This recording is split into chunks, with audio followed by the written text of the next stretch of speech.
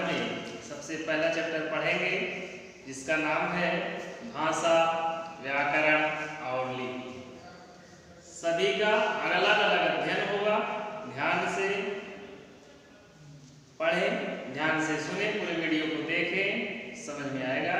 क्योंकि व्याकरण समय मांगता है और आपके हर प्रकार की से आप जब स्वतंत्र रूप से इसे सुनेंगे तभी आपको समझ में आएगा। बहुत ही नॉर्मल ढंग से, बहुत ही कम शब्दों में इसे समझाने का प्रयास किया गया है। सबसे पहले हम जानते हैं कि भाषा क्या है। सबसे पहले भाषा क्या है? भाषा अपने भावों को या विचारों को एक दूसरे तक पहुंचाने का जो साधन है उसे भाषा कहते हैं। पुनः एक बार, अपने भावों को या विचारों को एक दूसरे तक पहुंचाने का जो साधन है उसे भाषा कहते हैं। उसके बाद हम आते हैं भाषा के भेद या प्रकार। भाषा के दो भेद। भाषा के दो भेद, प्रथम है मौखिक भाषा और द्वितीय पर है लिखित भाषा। भाषा के दो रूप, मौखिक भाषा और लिखित भाषा। उसके बाद हम लोग संक्षिप्त में आगे बढ़ते हैं, जिसमें आप देख रहे हैं। उसके बाद नंबर आता है लिपि का। लिपि क्या है? मौखिक ध्वनियों को लिखकर प्रकट करने वाले चिन्हों या वर्णों को लिखने के ढंग को लिपि कहते हैं। पुनः एक बार, मौखिक ध्वनियों को लिखकर प्रकट करने वाले चिन्हों या वर्णों को लिखने के ढंग को लिपि कहते हैं। कुछ भाषाएं दी गई हैं, इनकी लिपियां क्या हैं इनको हम लोग देखते हैं। हिंदी की लिपि है देवनागरी, संस्कृत की देवनागरी, पंजाबी की गुरमुखी, गुजराती देवनागरी, मराठी देवनागरी, अंग्रेजी की रोमन, उर्दू की फारसी और अरबी की अरबी ही होती है। ये सब लिपियां हो गई। उसके बाद हम आते हैं व्याकरण क्या है। व्याकरण क्या है? व्याकरण भाषा के शुद्ध रूप का ज्ञान कराता है। पुनः एक बार, व्याकरण भाषा के शुद्ध रूप का ज्ञान कराता है। यदि व्याकरण ना होता तो किसी साहित्य की रचना ना होती। साहित्य में जब तक व्याकरण का प्रयोग ना हो तो कोई साहित्य नहीं हो सकता। इसलिए व्याकरण के मुख्य अंगों में प्रथम वर्ण विचार, द्वितीय शब्द या पद विचार और तृतीय आता है वाक्य विचार। प्रथम है वर्ण विचार। वर्णों के मौखिक व लिखित रूप पर विचार किया जाता है। वर्णों के मौखिक व लिखित रूप पर विचार किया जाता है। शब्द या पद विचार, शब्दों के भेद, उत्पत्ति, रचना आदि पर विचार किया जाता है। अंतिम में आता है वाक्य विचार। इसमें वाक्य के अंग, रचना, विराम चिन्ह आदि पर विचार किया जाता है। हिंदी देवनागरी लिपि में लिखी जाती है। भारतीय संविधान में 22 भाषाओं को मान्यता मिली है। 15 सितंबर को प्रतिवर्ष हिंदी दिवस मनाया जाता है और भाषा का जो परिनिष्ठित रूप होता है वो मानक भाषा कहलाता है। बोली सीमित क्षेत्र में बोली जाती है।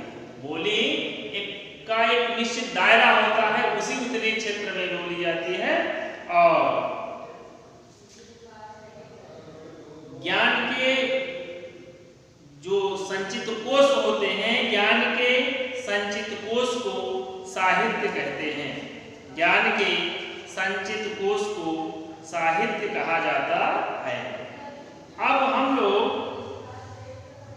कुछ चीज बहुत महत्वपूर्ण हैं, जैसे कि देवनागरी विश्व की सर्वाधिक वैज्ञानिक लिपि है।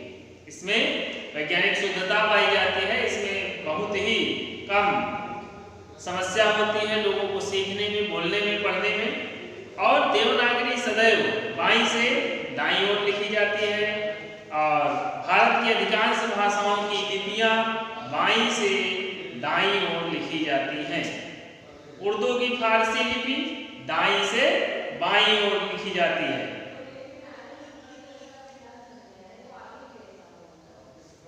उसके बाद हम लोग देखते हैं कि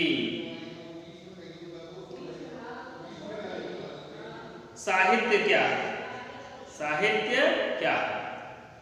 किसी भाषा को संचित उपयोगी ज्ञान को, किसी भाषा में संचित उपयोगी ज्ञान को साहित्य कहते हैं।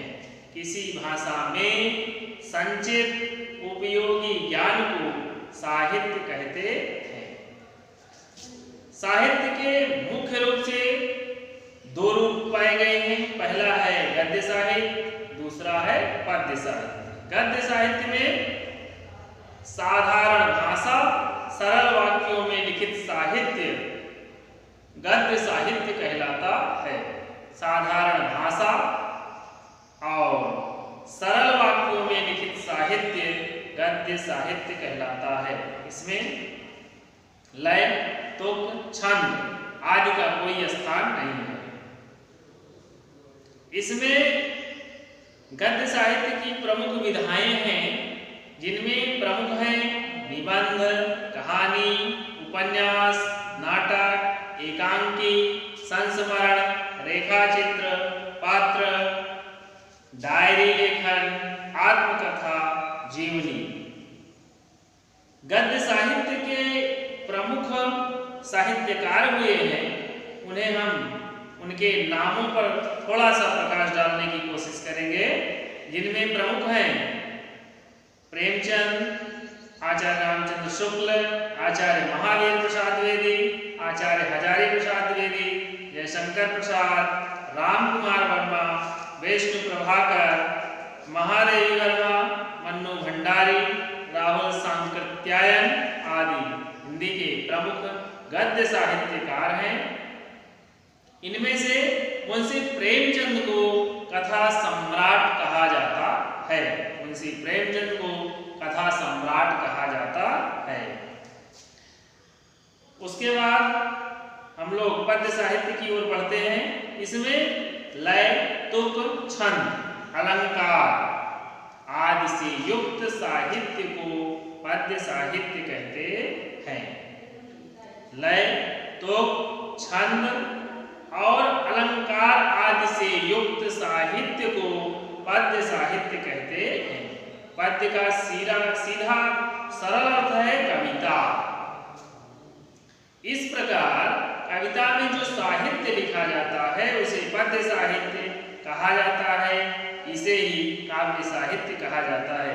पद्य साहित्य के अनेक रूप हैं, जैसे महाकाव्य, खंड काव्य, गीति काव्य, नाट्य काव्य, स्फुट, कविता, मुक्त काव्य आदि। इनमें जो प्रमुख हिंदी के प्रमुख पद्य साहित्यकार हुए हैं, जिनका हिंदी साहित्य सदैव सदैव ऋणी रहेगा, उन कवियों में प्रमुख रूप से हैं सबसे पहले कबीरदास, सूरदास, तुलसीदास, महाकवि बिहारी, रहीमदास, रसखान, मीराबाई, भारतेंदु हरिश्चंद्र, मैथिली शरण गुप्त, सुमित्रानंदन पंत, सूर्यकांत त्रिपाठी निराला, महादेवी वर्मा, सोहनलाल द्विवेदी, द्वारिका प्रसाद माहेश्वरी, सच्चिदानंद हीरानंद, वात्स्यायन ज्ञेय, भवानी प्रसाद मिश्र आदि हिंदी के प्रमुख पद्य साहित्यकार हुए हैं। सच्चिदानंद हीरानंद वात्स्यायन। जो आपको ये बहुत ही लंबा नाम दिख रहा है, ये जान लीजिए कि इनके नाम में इतनी लंबाई कैसे हो गई। सच्चिदानंद इनका नाम है, सच्चिदानंद। हीरानंद सच्चिदानंद के पिता का नाम है, इन्होंने अपने नाम के बाद अपने पिता का नाम जोड़ा। वात्स्यायन इनका गोत्र है और अज्ञेय इनकी उपाधि है, इसलिए इनका नाम सच्चिदानंद हीरानंद वात्स्यायन अज्ञेय है।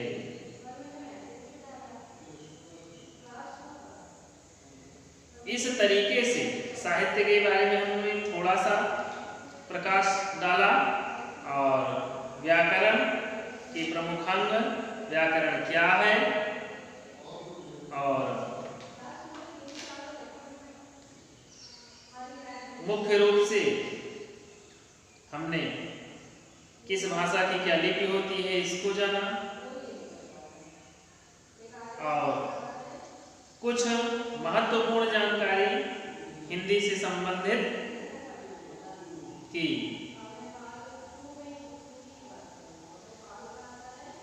भारत के 29 राज्यों में से 10 राज्य जिनके नाम हम आपको बता रहे हैं, जिनमें है उत्तर प्रदेश, हिमाचल प्रदेश, उत्तराखंड, दिल्ली, हरियाणा, मध्य प्रदेश, बिहार, छत्तीसगढ़, झारखंड, राजस्थान हिंदी भाषी राज्य हैं।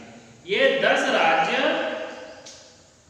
मुख्य रूप से हिंदी भाषी हैं, यानी यहाँ हिंदी खूब अच्छी तरीके से बोली जाती है। इन राज्यों के अधिकांश लोगों की मातृभाषा भी हिंदी ही है, जिस पर वहाँ की क्षेत्रीयता का प्रभाव स्पष्ट रूप से हमें दिखाई देता है। भारत की 2011 की जनगणना के अनुसार देश के 76.86% लोग हिंदी बोलते हैं। 76.86% लोग हिंदी बोलते हैं। अंतर्राष्ट्रीय स्तर पर हमारी हिंदी की क्या स्थिति है, इस बारे में हम थोड़ा सा प्रकाश डालेंगे। अंतर्राष्ट्रीय स्तर पर Fiji, Mauritius, Guyana, त्रिनिडाद, Tobago, Suriname, Malaysia, Nepal आदि देशों में बहुतायत से हिंदी भाषा बोली जाती है। फिजी की राजभाषा हिंदी है।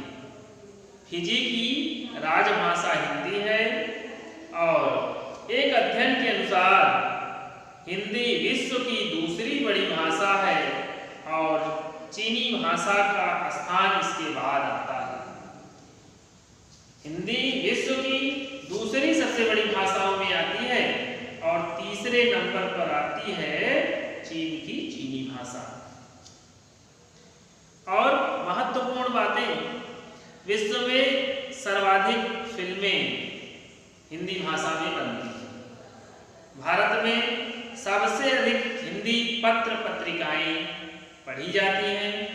हिंदी के शब्द भंडार में 1 करोड़ से भी ज्यादा शब्द हैं। हिंदी के शब्दकोश में 1 करोड़ से भी ज्यादा शब्द हैं। आज हिंदी विश्व भाषा बनने की ओर अग्रसर हो रही है।